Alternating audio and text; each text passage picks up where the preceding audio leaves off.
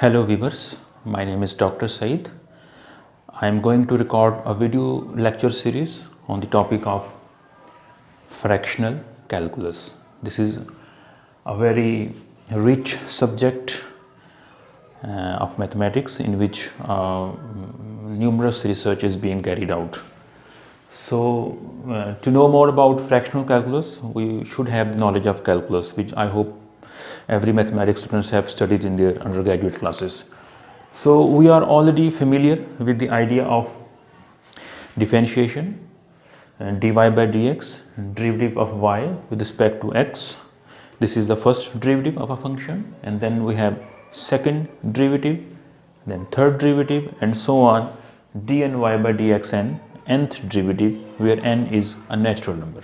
Natural number means it is 1, 2, 3 and so on. So we have studied such notations in classical calculus, where we can differentiate 1 time, 2 time, 3 time, or integrate 1 time, 2 time or 3 time. So this is already idea, we know that. And here in fractional calculus we want to calculate half order derivative, half which lies between first order and second order, and then even pith order derivative, even complex numbers 2 plus 3 iota ith derivative. So we want to calculate the such order of derivative which lies between this natural number, which is not possible in classical calculus. So this is the basic idea of fractional calculus. The name fractional calculus sometimes mislead. So this is neither calculus of fractions, this is not calculus of fractions. Fractions mean rational numbers, the numbers which can be written as a over b form. So this is not the calculus of rational numbers. And since fraction also mean part, so this is not part of some calculus.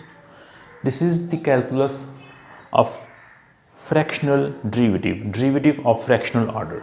So if we define it, fractional calculus is a special branch of applied analysis which deals with the derivative of arbitrary order. Arbitrary mean any real number or even complex number. So such branch of calculus in which we calculate arbitrary order derivative and integral is known as fractional calculus. If we look graphically and we take a function y is equal to x square, which is a parabola in red color, and if we differentiate this one time with respect to x, it becomes 2x, we already know that, and 2x is a straight line drawn here in black color. And even if we differentiate one more time, it turns to be 2, which is drawn graphically in green color on the graph. So we already know that we can differentiate 1 time, 2 time, 3 time and so on, and all will result a curve which is drawn graphically. But the question lies here, when we differentiate this curve, a parabola, to this polynomial, linear polynomial, straight line, how it didn't jump to this black line graphically. It has somehow it transformed to this straight line, but with the help of classical calculus we are unable to see how this curve turns into this term, because we do not know the derivative which lies between first zeroth derivative to first derivative. We have no idea.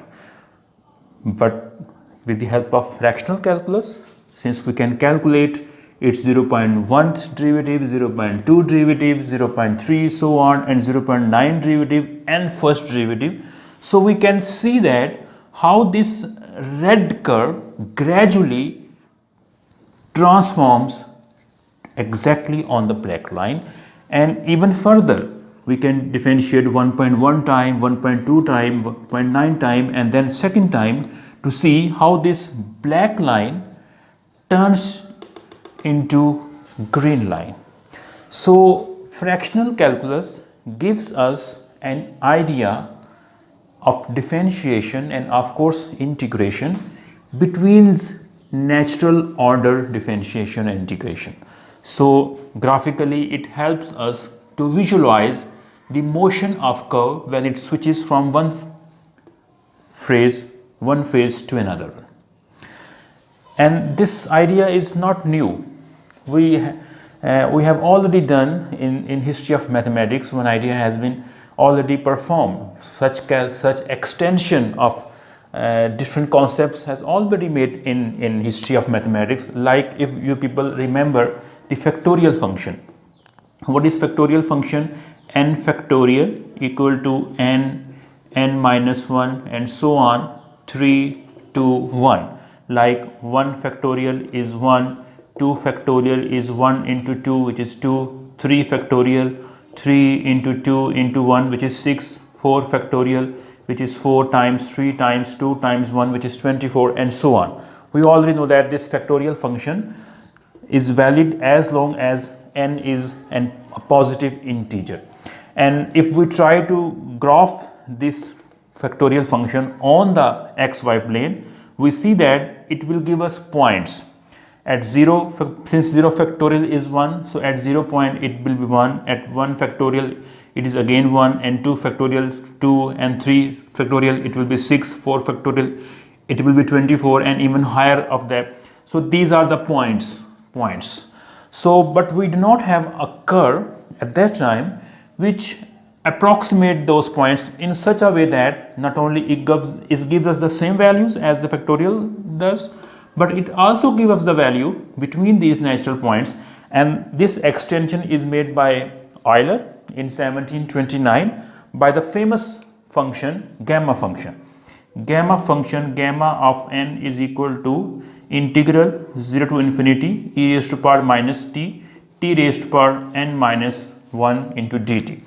So this gamma function is an extension of factorial function.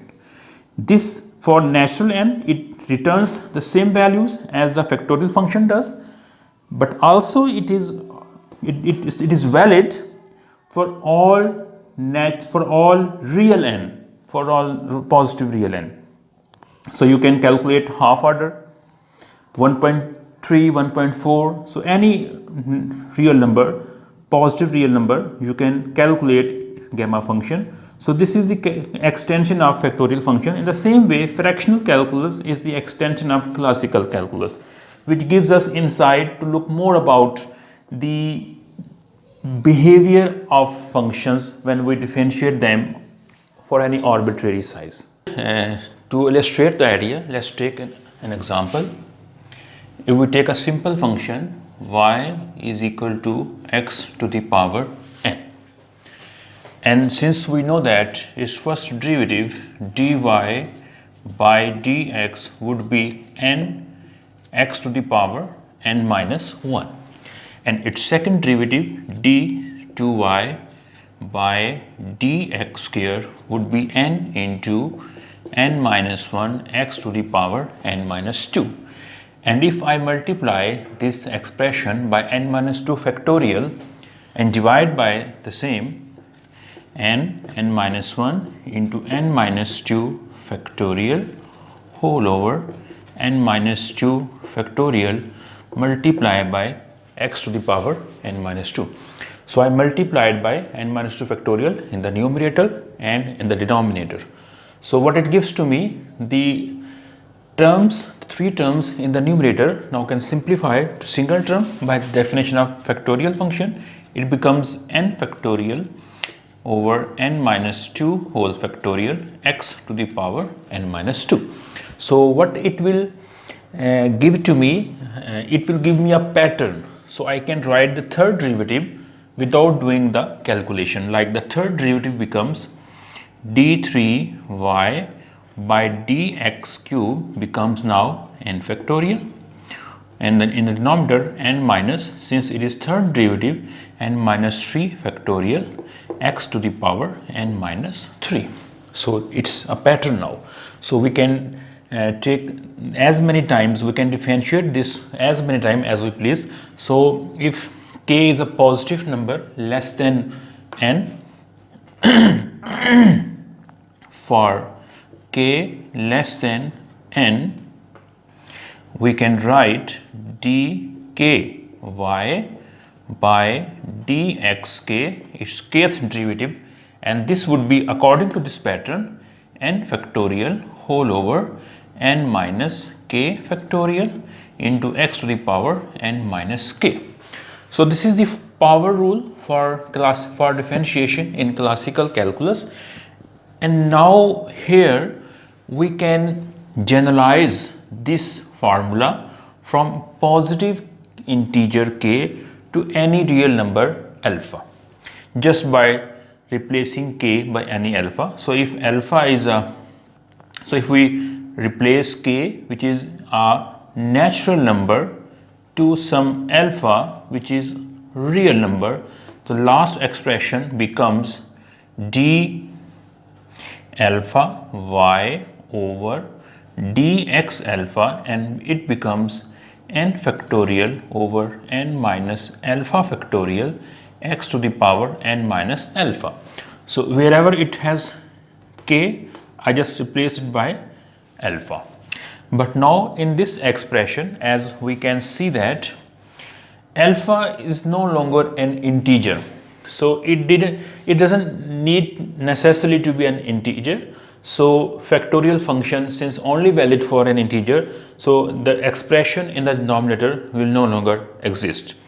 But so this is a hurdle when it was first asked by between two famous mathematicians. Calculus, as we know, that is independently invented by Leibniz, and there was another mathematician, L'Hopital. So Leibniz and L'Hopital, they discussed this idea almost 325 years ago. In 1695, Leibniz asked L'Hopital, what if we take a real number, to which Leibniz replied, if n is, what happens if n is half? And they further said that it will someday, it will arise some beautiful results we can draw someday. But maybe they have tried it in the way, but they would have probably stuck at this point, because at that time factorial function had no extension. But in 1729, almost 34 years later, Euler extended the factorial function by gamma function. So with the help of gamma function, we can extend this expression here, and this hurdle can be overcome by the definition of gamma function. And this gamma function has very nice properties, few properties here. If n is an integer, gamma n plus 1 becomes n factorial. Here n must be an integer, positive integer. And for other values, like if x plus 1, it has one more property, x time gamma x, x any real number, and one particular value, gamma half, is square root of pi. So these are the few of the values, properties of gamma function, and we need to use the first one, the first property. If we use this property over here, we can replace this factorial function by gamma function. So whenever there is a factorial function, we can convert it to gamma function, and with this property, the last expression will take the form d alpha y dx alpha equal n factorial over gamma of n minus alpha plus 1 x to the power n minus alpha. So now this is a relatively good form. In notations for fractional order derivative, we normally do not use this notation.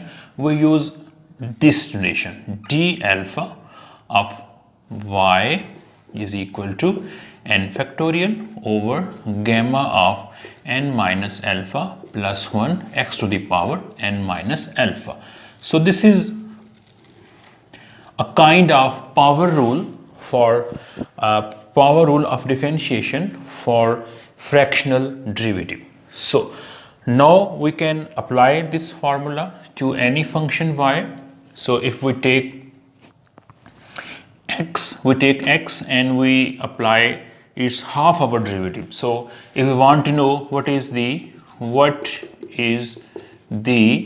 half order derivative of, let's take x, so we can now calculate. So here I just need to plug the values in this formula. My function is y is equal to x to the power 1, so n here is 1, and since I want to find the half derivative, alpha here represents the order of derivative. In this case it is alpha, so it is 1 by 2. So half derivative 1 by 2 of the function x becomes n factorial, which is here 1, so 1 factorial over gamma of n, which is 1, alpha, which is half, plus 1 x to the power n, which is 1, and alpha, which is half. So I just replaced here n with 1 and alpha with 1 by 2 half. So 1 factorial is 1, this is 1, and here gamma 1 plus 1 2 minus 1 by 2, which is 3 by 2, so gamma 3 by 2 x to the power 1 minus half, again it is half. So now we need to find the value of gamma 3 by 2, and it can be done easily by using the property number 2. Here if I just replace x by half, it becomes 1 by 2 plus 1, and here 1 by 2 and gamma 1 by 2, and this becomes gamma 3 by 2, and this is 1 by 2, and gamma half is square root of pi. So gamma 3 by 2 is 1 by 2 times gamma pi, so this becomes 1 over 1 by 2 square root of pi into x power 1 by 2, which becomes 2 into x square root over pi square root. This is the half derivative of x. So you can see that we can find any order derivative of this function x to the power n using that formula, but that formula is valid only for such type of function, for monomials, in general for polynomials. So you can use this formula for polynomials only. If you have other functions like trigonometric functions, exponential function, so we must look for another formula. Okay, so we can also, next we need to see what it produces if we take a constant function. Let's take another example. Take a constant functions, fractional derivative of a constant function. This formula we just derived here for a polynomial x to the power n. If I take y is equal to x to the power 0 times some c, which is constant, so using this formula here, n is here 0, and if I want to calculate half our derivative, so alpha I will take again as half. Plugging these two values here, it becomes del d 1 by 2 of c 0 factorial over gamma of 0 minus half plus 1 into x to the power 0 minus half. I just plug n as 0, 0, 0 and 0, and alpha is 1 by 2. Here alpha is 1 by 2, here alpha is 1 by 2, and 1 as it is. 0 factorial is 1, and here gamma 1 minus half is gamma half, and we see that gamma half is square root pi. So simplifying, this becomes 1 over square root of pi x. This is the half derivative of constant function, and this result is very surprising, as we can see that this is not 0. In classical calculus, whenever we differentiate a constant function, it always results 0, but here the half derivative of constant is not 0. This is not a constant. It contains a variable x which is in the denominator. This means this function is not continuous at x is equal to 0. So this function is not continuous at x is equal to 0. This is very surprising, and in classical calculus this result is not matching, because we know that in polynomial, whenever you have a polynomial and you differentiate that polynomial, the derivative of polynomial is again a polynomial, and since each polynomial is continuous in entire real line, both are continuous for all of x. But here we see that if we differentiate half time between these two, there will be some half time derivative which is here, and this is not continuous. This is continuous, this is continuous, but this is not continuous.